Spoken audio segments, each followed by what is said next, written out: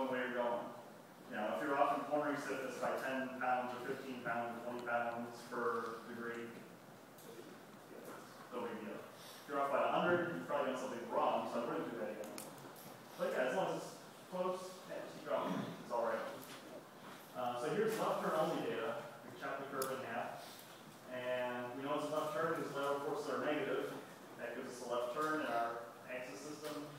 And our positive slip angles give negative lateral forces. That's all the way it all works. So we want to model this using this nine-dimensional technique.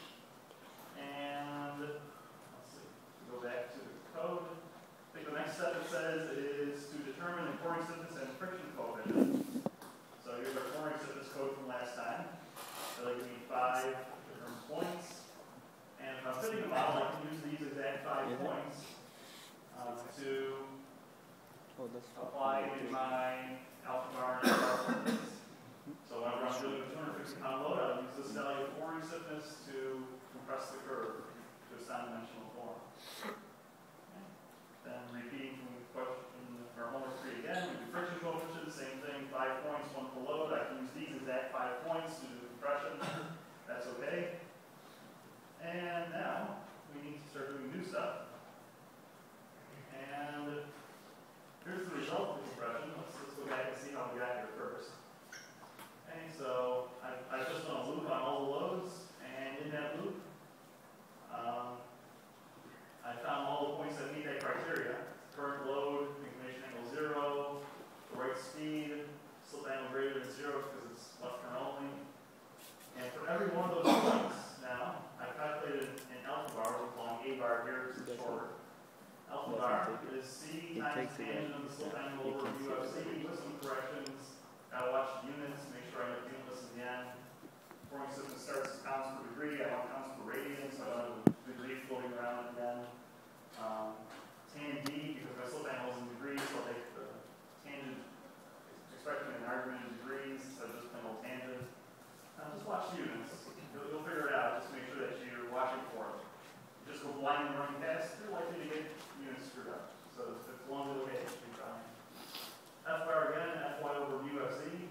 Sure, I've calculated those two, F bar and alpha bar. Now I can plot it.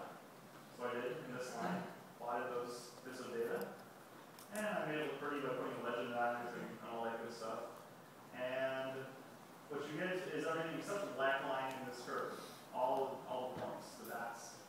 So the dark blue are 50 pounds, and if we zoom in a little closer, we can see in here are the highest load and the almost red points, and they're all on top of each other. It's basically one curve. Okay. Now this is real world data. It's got the real world data issues, some scatter. It's not as pretty as what they showed you in the book, but I don't think anyone can look at that and say, this doesn't work. Yeah, that's hopefully convincing enough to do that. So this compression technique is okay. Then we have magic formula coefficients that we've given to you in homework. And then I just decided to take a range of alpha bars from 0 to 6. Why 0 to 6? Because 0 to, looks like 5 I could have stopped at. I want one more. I want the 6. I want to make sure I can see my line. I just picked a range of those values and built a vector for myself. Every point O1 of a non-dimensional slip angle and spacing. And then I calculated the magic formula. And it's a big old formula from the book. And I plot those against each other as black dots, which these really are dots, but we're close enough that they're just dots. And yeah, that goes over the curve. Now, if you were doing this without knowing those 4 coefficients, you have to identify them probably through numerical optimization technique to decide what should those 4 values be to represent this curve. That's not the focus of this course, we just hand them to you, but understand that that's part of the process, is doing some kind of numerical optimization to fit that curve to the raw data. So you should get something like this, hopefully, when you do it. And then, let's see. Okay, that's the end of that cell. So we can now run the next cell. Expanding the magic formula over the data. And we get these curves. And at first we get just the black ones, the red ones come afterwards, because the red ones are at loads we haven't measured at. But if you want to get the black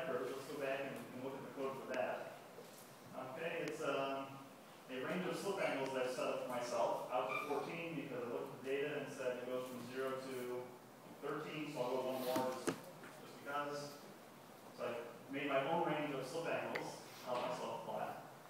And then again, a loop on load. For every load, I'll do this calculation, put up the result. And for each load, I need to calculate my non-dimensional slip angle, and using the pouring stiffness for that load and the friction coefficient for that load, and using the right values each time through. Then I get the magic formula, knowing my alpha bar, because there's my alpha bar sitting in here, it's there, it's also here. And then I can run the magic formula, or not magic formula, the F bar equation backwards to get my expanded lateral force, my model predicted lateral force, and I can plot it in black. So my code saying put it in black. And when I do that, I get this black curve, and this one, and this one, and that one, and this one for each load. And sure enough, it looks pretty good. Obviously, it's not going to have all the wiggles. You probably don't want all the wiggles.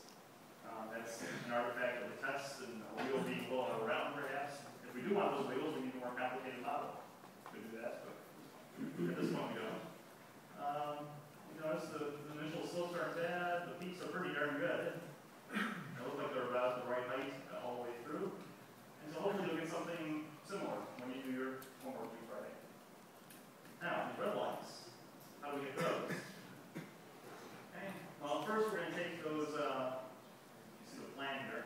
So it's fit polynomials for pouring stiffness and friction coefficient curves, and then evaluate them at the desired normal load. So you can go back to this curve of pouring stiffness and put a quadratic through that. It'll fit very nicely.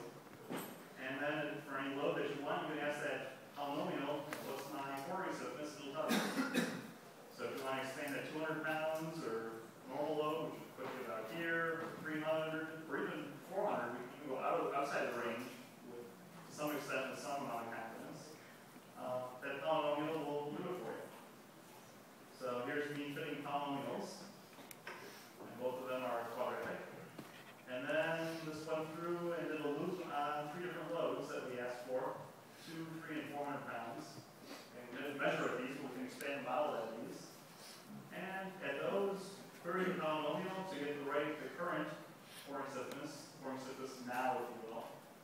And then friction coefficient now, ask my polynomial, what's my current friction coefficient. And then the same steps as before.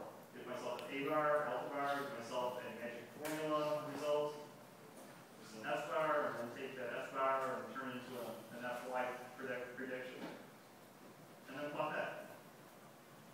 And what you get are these red lines. And if they're all evenly spaced and load, which they are now, including the red lines, it looks very reasonable. And there's a pattern here. The spacings look good. The shapes look like they're in a pattern. The initial behavior is in a pattern.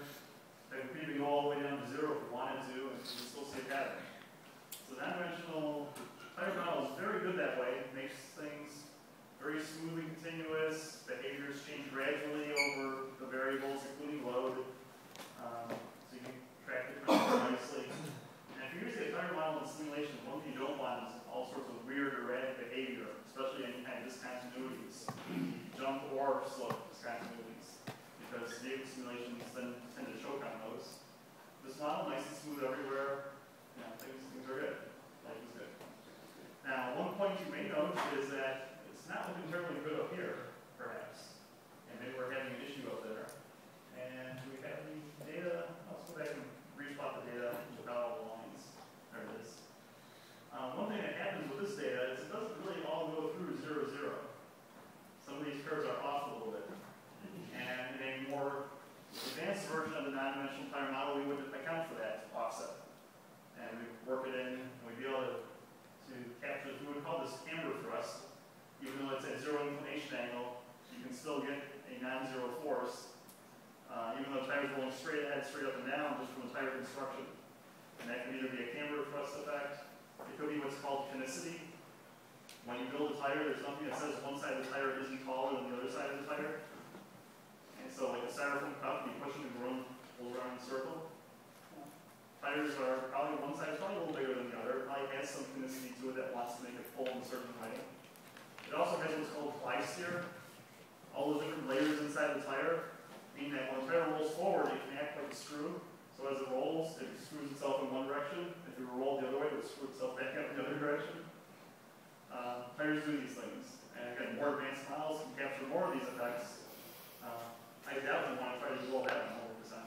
So we stop here. This is good enough. We get the point across. Hey, we modeled the tire. We used a pretty sophisticated model, entry-level version of a pretty sophisticated model. You get a flavor for what's involved with the tire model and how to handle the tire. Okay. So, questions about this homework that's due on Friday? Hope that's a good enough help to get you pretty well started at least. Had lots of emails last week, lots of questions, office hours were well attended. That's good. Keep it coming. I'll keep up with you. I'm outnumbered, but I'll keep up with you. Yeah, ask as much as you need.